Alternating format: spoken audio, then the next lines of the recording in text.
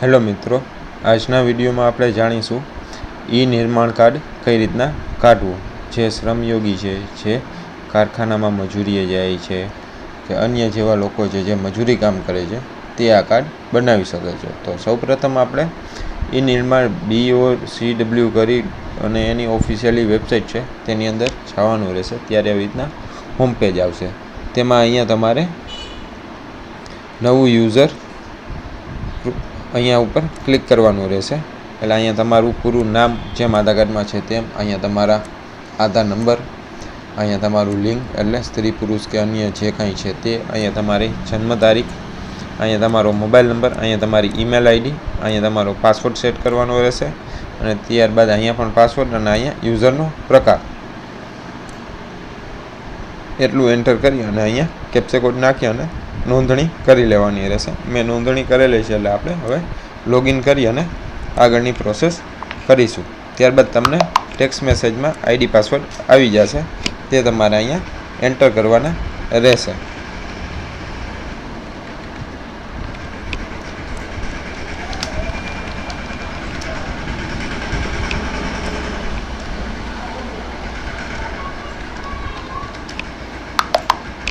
ID password enter કરી લીધા બાદ આવી રીતના તમારું ઇન્ટરફેર ખુલશે, જેમાં તમારે અહીંયા પૂરું નામ ને થોડી ઘણી જે ડિટેલ્સ છે તે ભરાઈને આવી ગઈ છે.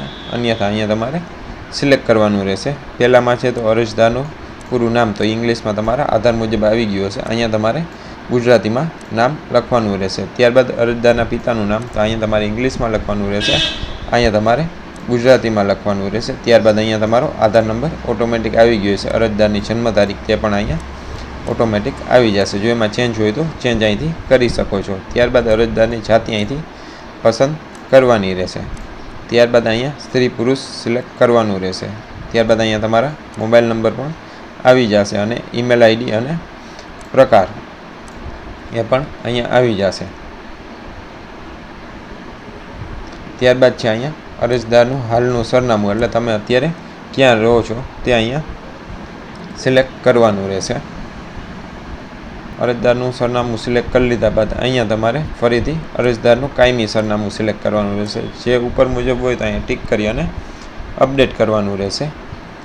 હવે આપણે નેક્સ્ટ પેજમાં જોઈશું કે કઈ રીતના આગળની પ્રોસેસ થાય છે તે. તમામ વસ્તુ ફિલ થઈ ગયા બાદ અહીંયા અપડેટ ઉપર ક્લિક કરવાનું રહેશે. ત્યારબાદ પ્રોફાઇલ અપડેટ સક્સેસફુલી એવું લખાઈને આવી જશે. ત્યારબાદ અહીંયા બાંધકામ શ્રમયોગી તરીકેનું નોંધણી ફોર્મ અને ઇલેક્ટ્રિક 2 વ્હીલ સબસિડી એપ્લિકેશન અરજદાર, આમાંથી તમારે બાંધકામ શ્રમયોગી તરીકેનું નોંધણી ફોર્મ ઉપર જવાનું રહેશે. તે તમે લાઈવ ફોટો પાડવાનો રહેશે, અપલોડ કરવાનો ઓપ્શન નથી.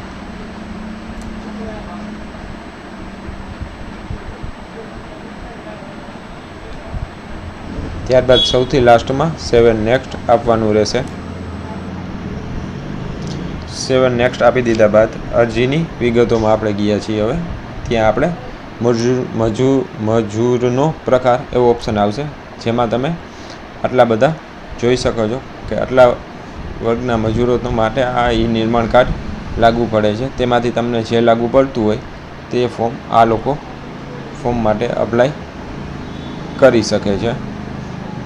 જેમાં આપણે મેન જોઈ લઈએ છીએ. બાંધકામ, પછી લુહારકામ, સુથારકામ છે, વોટર હાર્વેસ્ટિંગ બાંધકામ છે, ચણતર કામ છે, પછી ઇલેક્ટ્રિશિયનનું કામ છે, ઇલેક્ટ્રિશિયન છે, પછી રસોડા મોડ્યુલર કિચન બનાવનાર, પછી ગ્રીલ, બારી, દરવાજા ફેબ્રિકેશન, અન્ય ઇન્સ્ટોલેશન, પછી ચણતર કામ છે.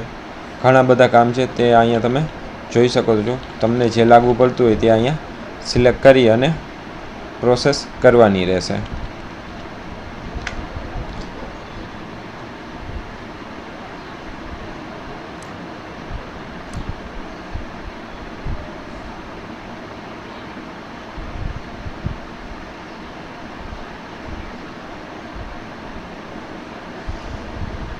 ત્યારબાદ અહીંયા વારસદારનું નામ લખવાનું છે કે વારસદારમાં તમે કોને રાખો છો તે.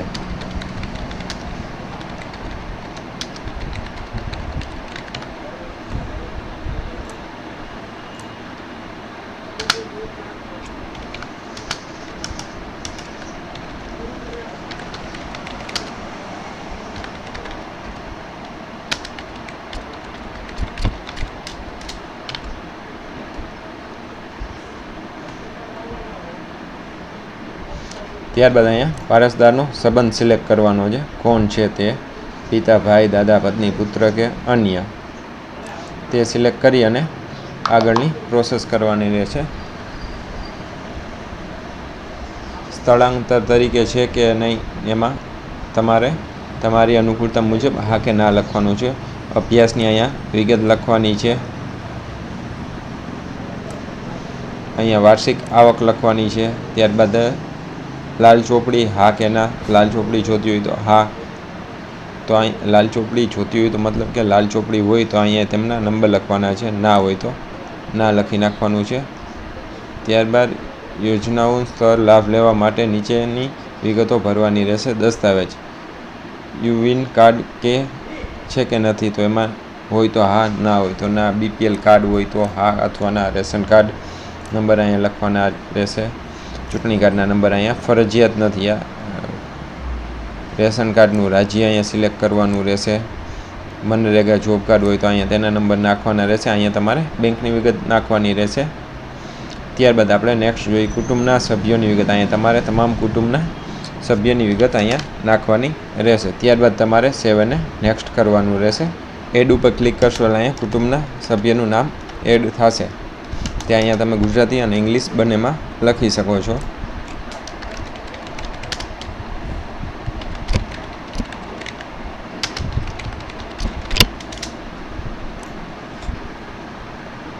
અહીંયા જે કુટુંબના વ્યક્તિનું નામ લખો તેનો અહીંયા સંબંધ લખવાનો છે.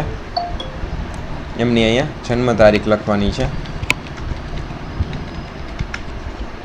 તેમના અહીંયા આધાર નંબર પણ લખવાના છે.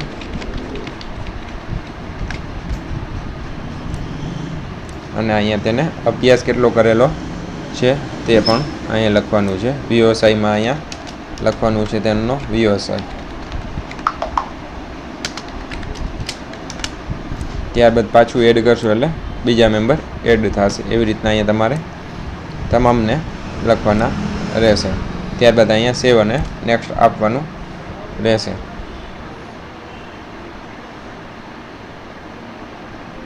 અહીંયા તમારે બાંધકામ શ્રમયોગી તરીકે કામનો અનુભવ 90 દિવસનો કામનો અનુભવ જરૂરી છે. અહીંયા તમે કેટલા વર્ષથી આ કામ કરો છો તેનો અનુભવ જરૂરી છે, એટલે એ અહીંયા તમારે સિલેક્ટ કરવાનું રહેશે.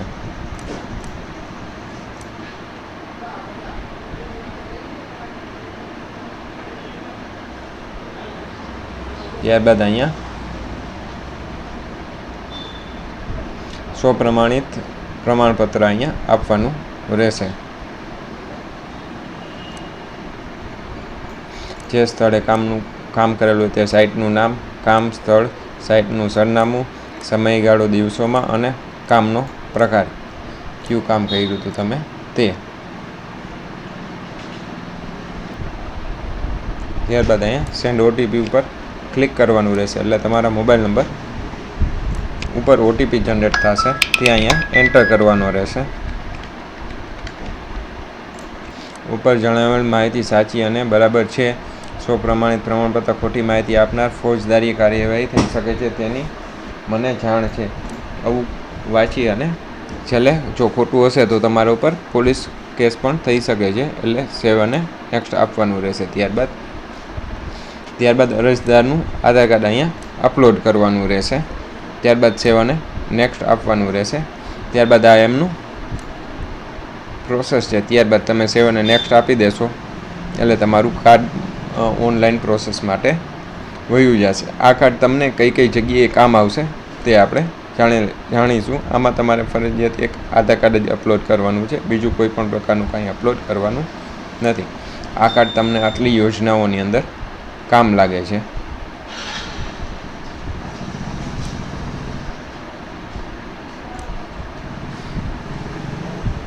લેપટોપ ખરીદી યોજના, શ્રમયોગી સાયકલ સબસિડી યોજના, મહિલા શ્રમયોગી યોજના, શૈક્ષણિક ધોરણ 10 અને 12 માટે શ્રમયોગી હોમ ટાઉન યોજના, શ્રમયોગી હોમ લોન વ્યાજ સબસિડી માટે. આમાં ઘણી બધી યોજનાઓ માટે આ કાર્ડ કામ લાગે છે. આ વિડીયો તમને કેવો લાગ્યો તે મને લાઇક, શેર અને સબસ્ક્રાઈબ કરી અને જરૂર જણાવજો. આ કાર્ડ જો તમારે બનાવવું હોય તો મને કોમેન્ટ કરી અને જણાવો.